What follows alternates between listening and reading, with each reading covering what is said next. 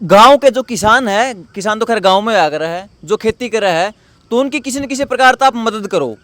तो उनका जवाब ये होगा कि हमको से खेती करा, हाँ शहर में रहो, नौकरी पेशा वाले लोग रहो हैं, तो मैं खेती नहीं कर दे, और लेकिन खावा किसान का है।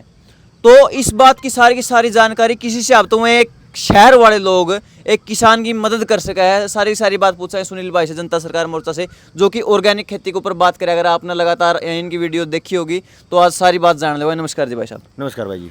तो ऐसा कैसे पॉसिबल हो सके कि शहर वाला जो शहरी बंदा है, नौकरी पेशा वाला, वो किसान की मदद कर दे गाँव में बैठे? नहीं, असल में यह बात तो नहीं आप कहने देगी भी शहर वाला मदद कर दे।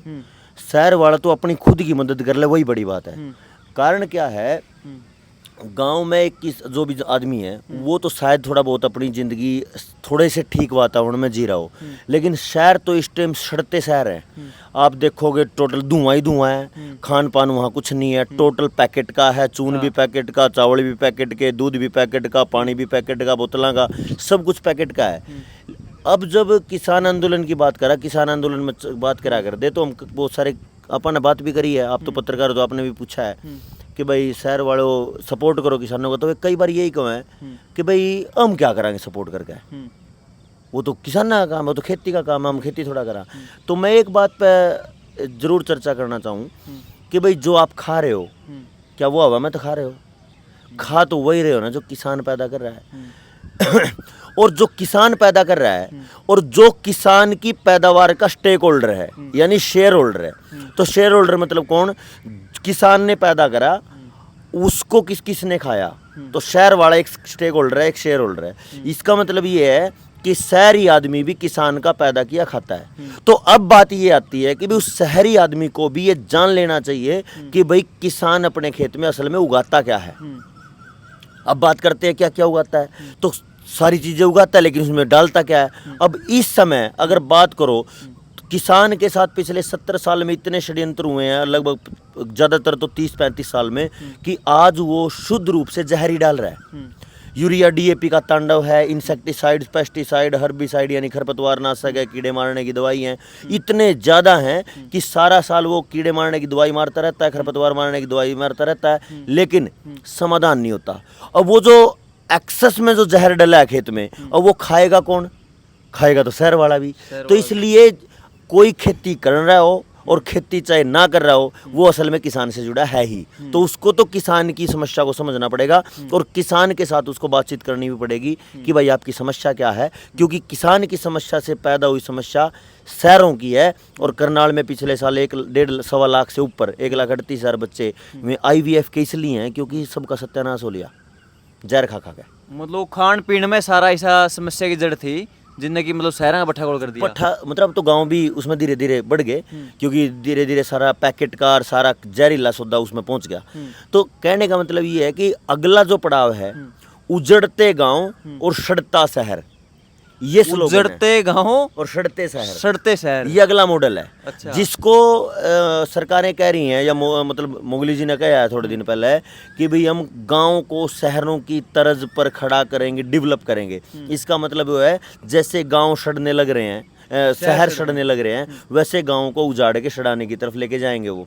चाहे उसमें गटर बनाने की बात हो, उसमें ये जो जितने भी पाइपलाइन है, सीवरेज सिस्टम बनाने की बात हो, तालाबों को ख़त्म करके पशुधन ख़त्म करने की बात हो, वहाँ पे भी पैकेट का दूध बेचने की बात हो, दही बेचने की बात हो, और सब जगह CCTV कैमरे की बात हो, तो वो मॉडल गाँव को ख़त्म करके शहर का है।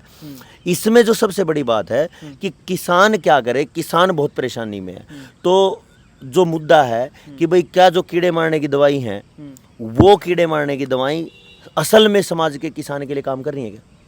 मतलब अगर आप देखे जाओ, वहाँ एक पेड़ा बोआ, मान लो आपने कड़ी पौधा लिया है नर्सरी में से, तो क्या करे, हम तो मेरे बापू देखा है कि वो पैकेट सा उतारा है, उसको जड़ पर जो मिट्टी अगर किलो 2 किलो तलाव खड्डा खोदा है, उसमें क्या करेगा, बी अच्छी गिड़ा कभी इसका डिमक लाएगा जे। तो मतलब पेड़ा बुआ है को नहीं, उससे पहला जहर की शुरुआत कर दे किसान, तो मतलब आगे उसका जो ऊपर होगा उस तक की उम्मीद रख सकते। ये तो कमाल की बात कर दी। इस दीमक पे बात कर लिया। हाँ। जो आपने दीमक की बात कही नहीं। हाँ। असल में ये बहुत गंभीर मुद्दा है। हाँ। हर किसी के लिए।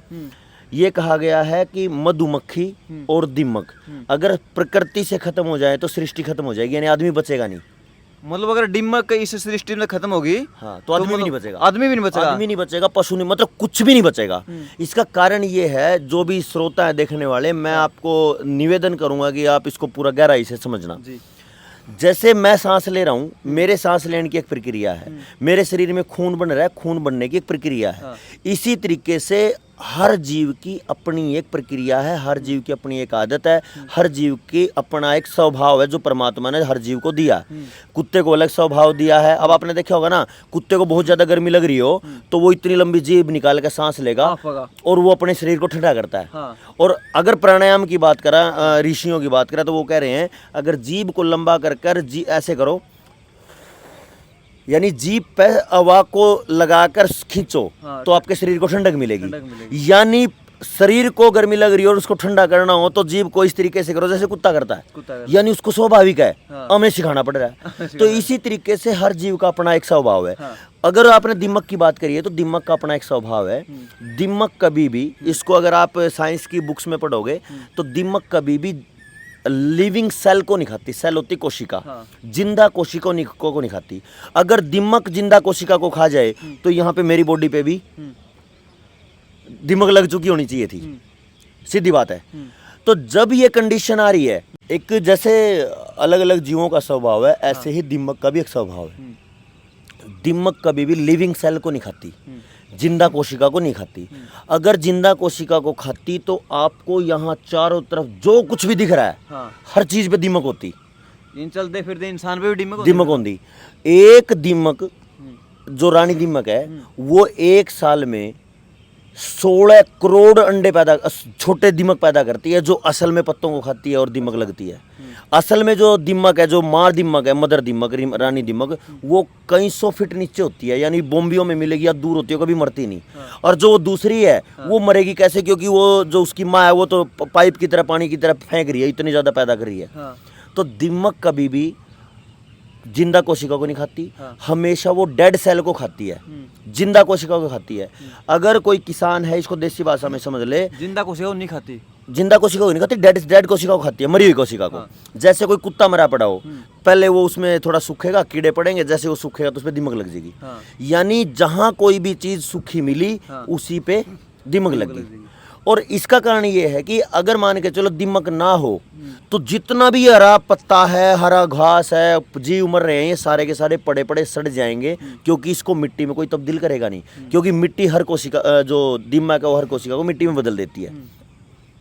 यहाँ से एक बात आती है कि अगर दिमक जिंदा कोशिका को खाती नहीं, लेकिन पौधा तो जिंदा कोशिका है, जो फसल है वो तो जिंदा कोशिका है। फिर एक सवाल रोकना चाहूँगा भाई जी, जब दिमक जो है इसको अरे पौधे को नहीं खाती है, तो वो लोग क्यों आए, वो कंपनी को लोग आपके पैकेट उठा के ना किसानों के पास कि भाई तुम्हारी फसल को तो दिमक से खतरा है, अगर आपकी गेहूं हुई तो उसकी जड़ में दिमक लग जाएगी, आपका कोई पौधा है तो उसकी जड़ में दिमक लग जाएगी। यानी कि मतलब गजब का सवाल पूछा भाई अजय। जिस दिन से यूरिया, डीएपी या केमिकल और इंसेक्टिसाइड, पेस्टिसाइड पड़े हैं, जितना खतरनाक कबाड़ पड़ा है खेत में, उसी दिन से मिट्टी बीमार होगी। जैसे इसका मैं देसी तरीके से थोड़ा बता दूं, आप सर्दियों में अलग चीज़ खाओगे, गर्मियों में अलग खाओगे, बारिश में अलग खाओगे, पतझड़ में अलग चीज़ खाओगे, यानी अलग अलग मौसम की खाने की जो चीज़ें हैं वो अलग अलग हैं। लगभग वो 100 चीज़ हो जाएंगी। आप कई बार देखो जैसे ही सर्दी आएगी तो मूंगफली खाने का मन करे, क्योंकि वो गर्म है, हमारे शरीर को गर्मी चाहिए। लेकिन उसी जो मूंगफली हम 250 ग्राम मूंगफली हम सर्दी में खा लें, आप आज 50 ग्राम मूंगफली नहीं और 20 ग्राम मूंगफली नहीं खा सकते, आपका लीवर डैमेज हो जाएगा, इतनी हीट है उसमें। तो अलग अलग सीजन का अलग अलग क्षेत्र है। तो जैसे आप पूरा साल भर में सैकड़ों चीजें खाते हो, तब आपका शरीर संतुलित रहता है, आयरन पूरा, कैल्शियम पूरा, मैग्नीज पूरा और हीमोग्लोबिन पूरा, सब कुछ पूरा रहता है। इसी तरीके से मिट्टी को भी सभी तत्व चाहिए, मिट्टी को 18 तत्व चाहिए, तब उसका पूरा का पूरा पोषण बनेगा, तब उसका जो पोषण का संतुलन है वो बना रहेगा। अब उसको 18 तत्व चाहिए, लेकिन पिछले 50-60 साल में हमारे किसानों को हाई ज़्यादा पैदावार के चक्कर में यूरिया, डीएपी ही दे दिया। मतलब एक यूरिया, डीएपी की तो भरमार कर दिया, नहीं उसका लेवल तो उठा दिया, बाकी छोड़ दिए। आपने 18 तत्व बताया 18 नहीं? तत्व बताए। अरे यूरिया डीएपी तो क्या मिला है? 3 मिला है, NPK, नाइट्रोजन, पोटास, फास्फोरस, और DAP है तो डाई अमोनियम फास्फेट, वो भी फास्फोरस का रूप है। हाँ। तो NPK ही मिला, नाइट्रोजन, पोटास, फास्फोरस मिले, और बाकी ये 15? बाकी 15 तो नहीं मिले। कभी कभी किसान का चलो अब की बार जिंक डालना, हाँ। 5-7 साल में 2-4 कट्टे, हाँ। अच्छा अब की बार 20 कट्टे कैल्शियम डालना, हाँ। वो कई कई साल बाद है। जबकि किसान को ये नहीं पता कि उसमें डालना कितना है और कितना नहीं डालना, वो बस अपना डाल दे कि भाई अब की बार जरूरत हो रही होगी अंदाजे से। हाँ। लेकिन वो जो पोषण का संतुलन कर दिया, क्योंकि चाहिए 18 तत्व थे और दिए कितने 3, तो वो मिट्टी बीमार है। हाँ। अब मिट्टी बीमार है, हाँ। तो अब उसमें कोई भी बीज लगेगा, कोई भी पौधा लगेगा, तो उसमें बीमारी आएंगी। यानी कि जैसे कि माँ स्वस्थ नहीं होगी तो बेटा तो स्वस्थ बच्चा स्वस्थ होना पैदा ही नहीं होना। गर्भ अगर बीमार है, माँ का गर्भ बीमार है, तो बच्चा भी बीमार है। अब क्या कंडीशन है कि जब मिट्टी बीमार है तो जो बीमारियां हैं वो बीमारियां कैसी हैं? वो बीमारियां ऐसी हैं जो नंगी आंखों से दिखती नहीं, यानी बिना सूक्ष्मदर्शी के दिखेंगी नहीं। हाँ। तो वो जब नहीं दिख रही हैं और उसमें फंगस हो उसका, उसमें और बहुत सारी तरीके की बीमारियां हो उसका, लेकिन वो दिखती नहीं। होता क्या है, जब ये मान लिया ये पौधा है, इसकी जड़ यहाँ पे है, हाँ। यहाँ मिट्टी है, ये पूरा ये मिट्टी का स्ट्रक्चर है इतना, हाँ। और ये पौधा है, इस पौधे की जड़ में कोई बीमारी आई, फंगस आई जो पोषण के असंतुलन से है। हाँ। अब उसने जड़ को खा लिया। हाँ। अब जब वो थोड़ा सा मुरझाने लगा, किसान उसको उखाड़ के देखता है तो उसमें दीमक दिखती है। यानी कि वो पौधे की जड़ हुई बीमार उसके कुपोषण की वजह से, हाँ, जो धरती अब वो बीमार जैसे जैसे ही वो कुपोषण के कारण या उसमें पोषण के असंतुलन के कारण जड़ बीमार हुई, वो पौधा थोड़ा मुरझाना शुरू हुआ, तो प्रकृति ने दीमक को इतनी गजब की सेंस दे रखी है कि जैसे ही उसने बीमारी ने जड़ को खराब किया तभी दीमक पहुंच जाएगी कि जल्दी से इसको मिट्टी बनाओ, हाँ। नहीं तो प्रकृति को खराब करेगा, सड़ेगा ये। हाँ। तो वो जो दीमक है वो पहुंच जाती है उस पौधे को मिट्टी बनाने के लिए वापस। अब जब किसान उसको उखाड़ के देखता है उसको, क्योंकि वो जो बीमारी थी मिट्टी की, हाँ। वो तो सूक्ष्मदर्शी से देखने की थी, वो तो दिखेगा उनको नंगी वो तो आंख से। दिखेगी नहीं नंगी दीमक आंख से, दिख जाएगी। दीमक दिख जाएगी। और इसी का फायदा कंपनी उठा है। इसी चीज का पूरा फायदा कंपनियों ने उठाया। हाँ। डॉक्टर जितने आए, अच्छा यो पौधा दीमक ने मार दिया तेरा पौधा, तो ओ, दिमक लगी इसका दीमक लगी इसके, तो दीमक जो लगी उसका समाधान करने की तरफ और कंपनियां आई। जबकि किसी ने भी ये नहीं कहा कि भाई ये जो यूरिया DAP या 3 तत्व देने थे ये नहीं दिए, ये 3 ही दिए हैं, 18 देने थे नहीं दिए गए। हाँ। एक बात थी, कुछ नहीं करना, केवल 18 तत्व पूर्ति कर दो। हाँ। और 18 तत्वों की पूर्ति करने के बाद आपको कुछ करने की जरूरत नहीं, क्योंकि शरीर को जैसे सभी तत्वों की जरूरत है वैसे मिट्टी को है। हाँ। लेकिन वहां ध्यान नहीं है, ध्यान है बिजनेस पे।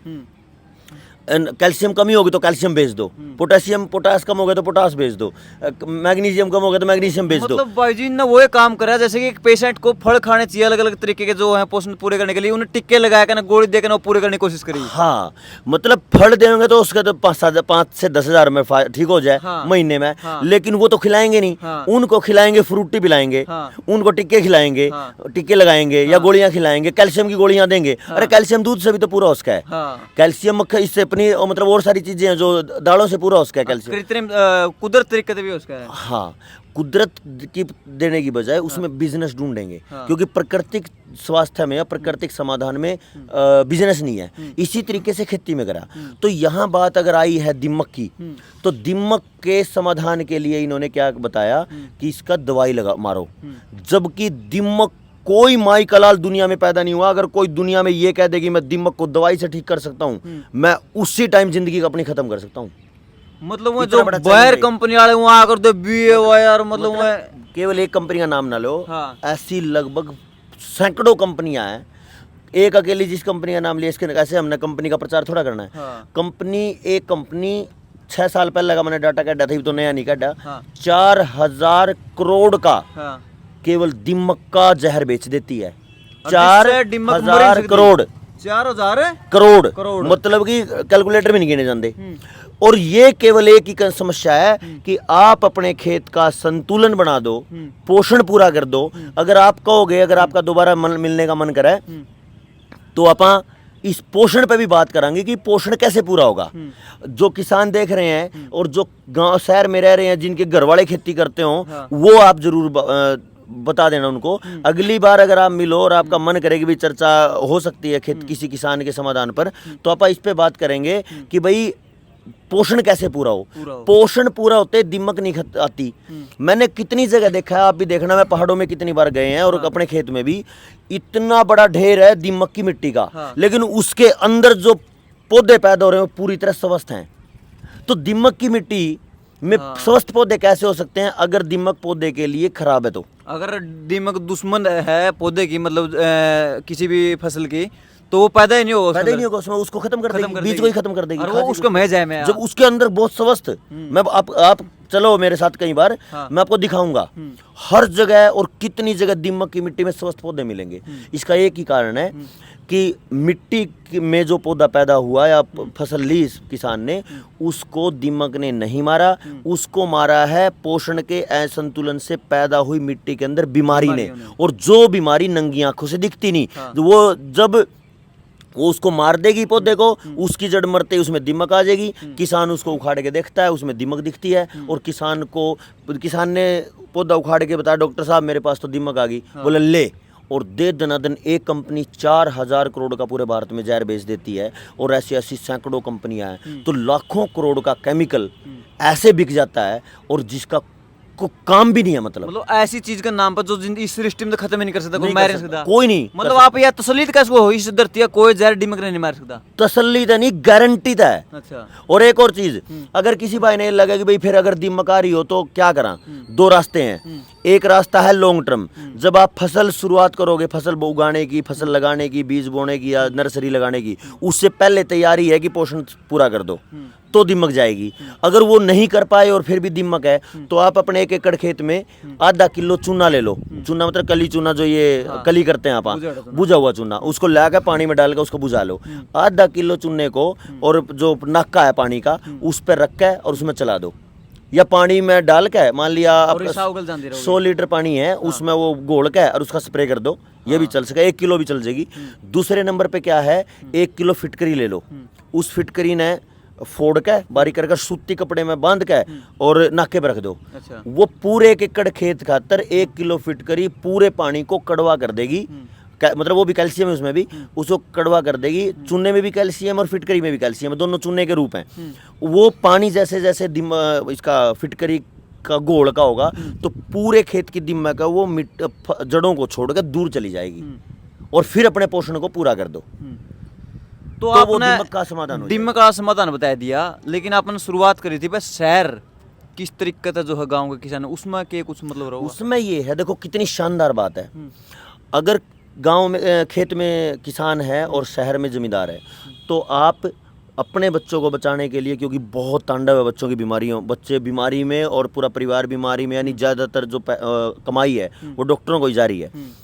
आप गांव में जाइए, किसी एक किसान को पकड़िए और फैमिली फार्मर बना लीजिए। जुगर लोग फैमिली डॉक्टर बना, अरे फैमिली डॉक्टर में तो सत्यानाश हो लिया। फैमिली फार्मर बना लो।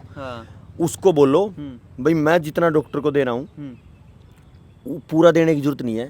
शायद डॉक्टर को तो 1 लाख रुपए महीने का जा रहा हो, और कोई बड़ी बीमारी है तो केवल कई लाख जा रहे हो। उसमें से केवल एक काम करो, अगर गेहूं का रेट 2000 है, उसको 3 दे दो।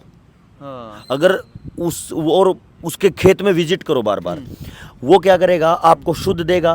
फिर दूध की बात करो तो नज़दीक से दूध की बात कर लो कि भाई आप शुद्ध दूध दे दो।